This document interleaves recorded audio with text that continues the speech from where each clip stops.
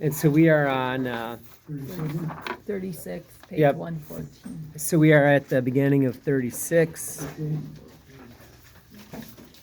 A prayer for God's people, wise saying. So it kind of starts out here with this prayer, which, have mercy upon us, O Lord, the God of all, and look upon us, and show us the light of your mercy. Send fear of you upon the nations. Lift up your hand against foreign nations, and let them see your might. As in us you have been sanctified before them, so in them may you be magnified before us. And let them know you, as we have known, that there is no God but you, O Lord. Show signs anew and work further wonders. Make your hand and your right arm glorious. Rouse your anger and pour out your wrath. Destroy the adversaries and wipe out the enemy. Hasten the day and remember the appointed time, and let people recount your mighty deeds. Let him who survives be consumed in the fiery wrath. And may those who harm your people meet destruction. Crush the heads of the rulers of our enemies who say, there is no one but ourselves. Gather all the tribes of Jacob and give them their inheritance as at the beginning. Have mercy, O Lord, upon the people called by your name, upon Israel, whom you have likened to a firstborn son. Have pity on the city of your sanctuary, Jerusalem, the place of your rest. Fill Zion with the celebration of your wondrous deeds, and your temple with your glory. Bear witness to those whom you created in the beginning, and fulfill the prophecies spoken in your name. Reward those who wait for you, and let your prophets be found trustworthy. Listen, O Lord, to the prayer of your servant, according to the blessings of Aaron for your people, and direct us in the way of righteousness, and all who are on the earth will know that you are the Lord, the God of the ages. And so this chapter starts out with this beautiful prayer. Again, he's asking for mercy because they've sinned. God punished them, and he wants all people to know God and crush those that are oppressing him so that God's people can once again flourish. And in the end, recount the wondrous deed that God has done. And I think there's a lot of praise and thanksgiving and remembrance that's necessary that we should be doing in our own prayer life. I guess crush the heads of our enemies too. We can pray that. But okay, so let's get on to the practical stuff. The stomach will take any food, yet one food is better than the other. That's true.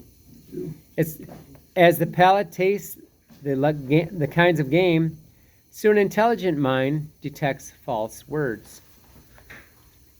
A perverse mind will cause grief, but a man of experience will pay him back.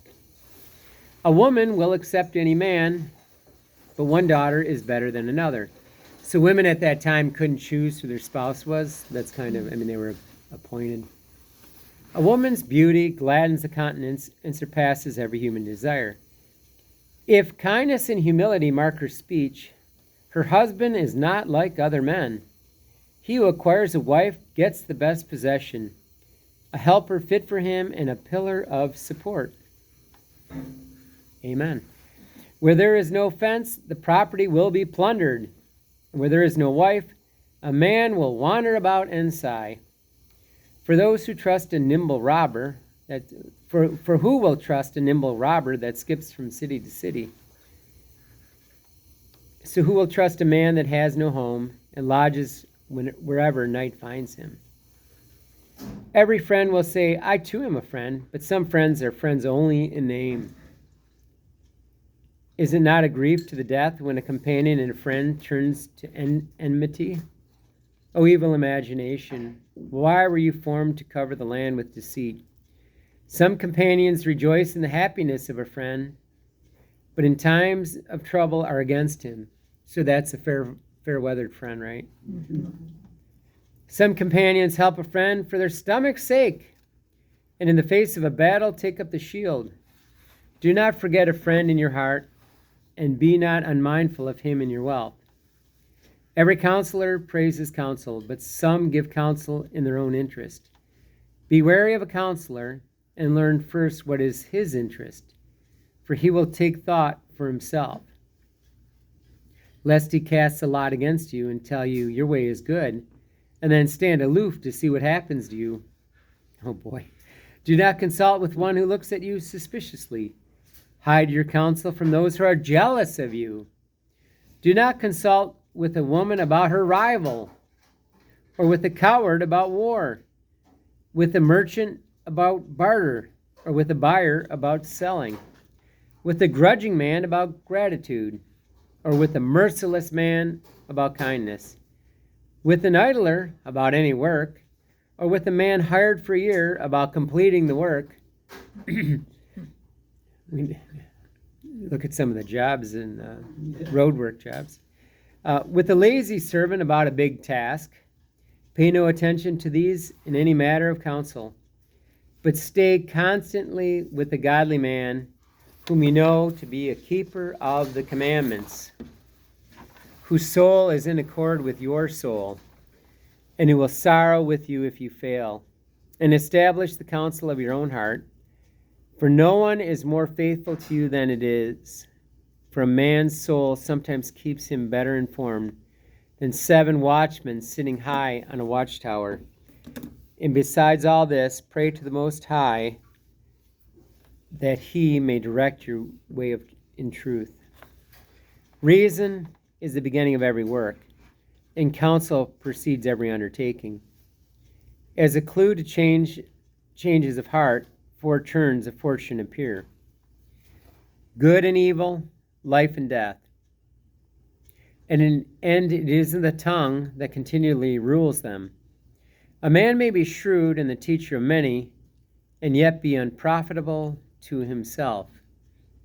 There's an old saying, those that can do, those that can't teach. Sorry, teachers. But I mean, that is a saying, and this is kind of where people that can teach it but not do it. And this is like in the trade, sometimes you see that. A man skilled in words may be hated, he will be destitute of all food. For grace was not given him by the Lord, since he is lacking in all wisdom.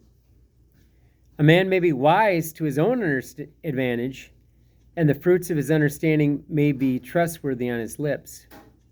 A wise man will instruct his own people, and the fruits of his understanding will be trustworthy. A wise man will have praise heaped upon him, and all who see him will call him happy. The life of a man is numbered by days, but the days of Israel are without number. He who is wise among his people will inherit confidence, and his name will live forever. My son, test your soul while you live. See what it is bad for it, and do not give it that. For not everything is good for everyone, and not every person enjoys everything. Do not have an insatiable appetite for any luxury, and do not give yourself up to food. For overeating brings sickness, and gluttony leads to nausea. Many have died of gluttony, but he who is careful to avoid it prolongs his life. And believe it or not, there is tons and tons of health benefits of fasting. People don't know this, but when your body fasts for over 16 hours, the cells, they regenerate. And that's some of the treatments for even like cancers and a lot of problems is prolonged fasting. And people don't know that, but this kind of ties into this.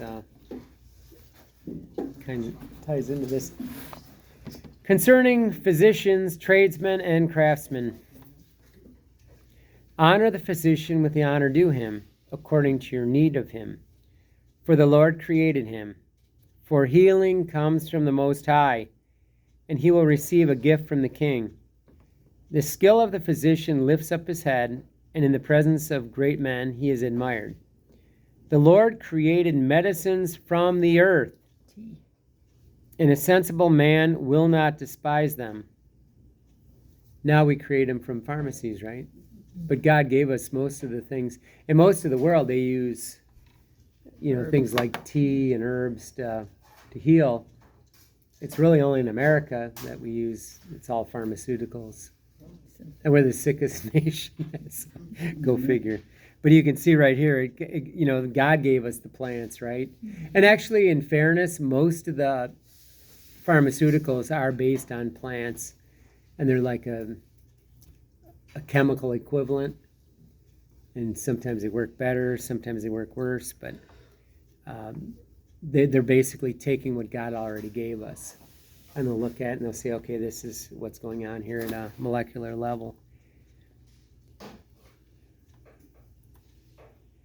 Was not water made sweet with the tree in order that his power might be known? And he gave skill to men that he might be glorified in his marvelous works. By them he heals and takes away pain. The pharmacist makes of them a compound.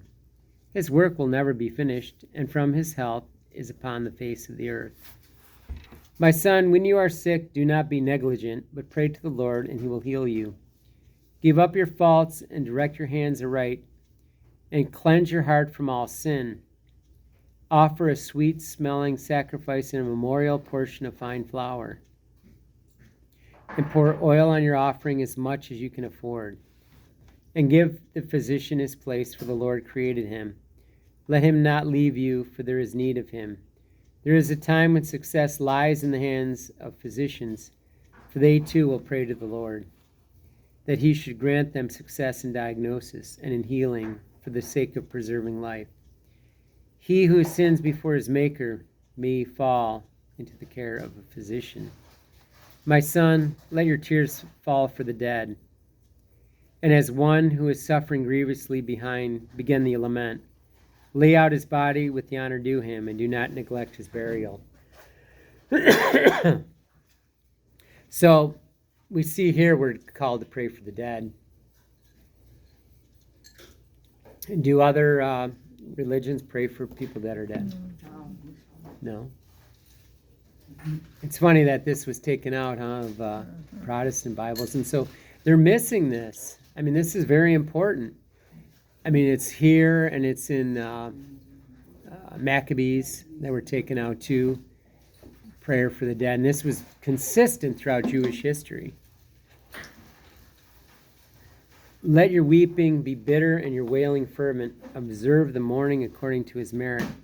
For 1 day or two to avoid criticism, then be comforted for your sorrow. For sorrow results in death, and sorrow of heart saps one's strength. In calamity, sorrow continues, and the life of the poor man weighs down his heart. Do not give your heart to sorrow. Drive it away, remembering the end of life. Do not forget there is no coming back, you to the dead, no good, and you injure yourself. Remember my doom, for yours is like it. Yesterday was mine, and today it is yours. When the dead is at rest, let his remembrance cease, and be comforted for him when his spirit has departed. The wisdom of the scribe depends on the opportunity of leisure, and he who has little business may become wise. How can he become wise who handles the plow, and who glories in the shaft of a goad, who drives oxen and is occupied with their work, and whose talk is about bulls? He sets his heart on plowing furrows, and is careful about fodder for the heifers. So too is every craftsman and master workman who labors by night as well as by day. Those who cut the signets of seals, each is diligent in making a great variety. He sets his heart on painting a lifelike image and is careful to finish his work. So too is the smith sitting by the anvil, intent upon the handiwork in iron. The breath of the fire melts his flesh, and he wastes away in it the heat of the furnace. He inclines his ear to the sound of the hammer, and his eyes are on the pattern of the object. He sets his heart on finishing his handiwork, and is careful to complete its decoration. So too is a potter sitting at his work and turning the wheel with his feet. He is always deeply concerned over his work, and all his output is by number. He molds the clay with his arm and makes it pliable with his feet. He sets his heart to finish the glazing and is careful to clean the furnace. All these rely on their hands, and each is skillful in his own work. Without them a city cannot be established, and men can neither sojourn nor live there. Yet they are not sought out for counsel of the people, nor do they attain eminence in the public assembly. They do not sit in the judge's seat, nor do they understand the sentence of judgment. They cannot expound discipline or judgment, and they are not found using proverbs. But they keep stable the fabric of the world, and their prayer is in the practice of their trade. And so I guess he's pointing out, we're going to stop there, but he's pointing out that it's very valuable for everybody that has trades and skills. But it takes a certain amount of freedom from doing all these tasks in order to kind of contemplate things of wisdom. So if you're retired, you got more time to spend contemplating God's word, and wisdom will grow within you, because we kind of need that. Not to say, I mean, actually, when you think about the Benedict, the Saint Benedict, what was their motto? Pray and work, right? And so that's kind of, we can, even in our duties, we can be contemplating the things of God and grow in holiness. And but there is that bit of, if you're constantly focused on, like you talked about, different skills, you got to be focused on what you're doing, and you really can't be thinking about a proverb while you're shoeing a horse or something. Might put a nail in the wrong place.